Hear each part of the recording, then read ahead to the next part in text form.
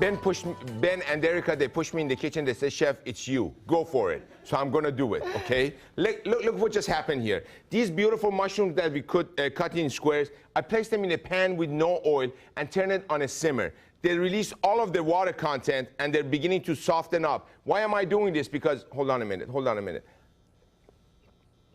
Oh, God, I amaze myself. I do this on a consistent basis. How am I so good?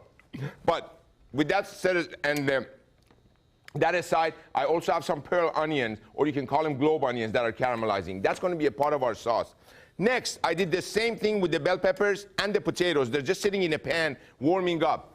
Everybody, listen to this one. If you're going to grill, pre-make or prepare your vegetables to go on the grill. Don't instantly put them on the grill with the meat on there, because why? You're going to either burn the vegetables or they're going to be raw and they're not going to be ready. So this baby is going to do its thing. Here, look what happened to our steak. We've been maybe 10, 15 minutes away from our steak. Look at the wet surface of this napkin. This happened in 15 minutes, everybody. Now, remove it, and you're going to see the bottom has even more liquid and wet surface. That's all the water content of the steak being pulled out. A lot of times, the beef that we consume has extra water in it due to some ingredients that they add. That's another show, and we talk about that in detail. But now it's time to prepare the steak to go on the grill. Remove the bottom piece of paper towel, wipe it down, drizzle of extra virgin olive oil over the surface. Remember, everybody, this already has salt, right? So we don't need that much salt anymore, or any, and a little bit of white pepper right on the surface. We are constantly told, season and add oil to both sides of the steak. Don't fall for it, not necessary. The side that has a little bit of oil and seasoning on it already, that side closest to you, lay it away from you.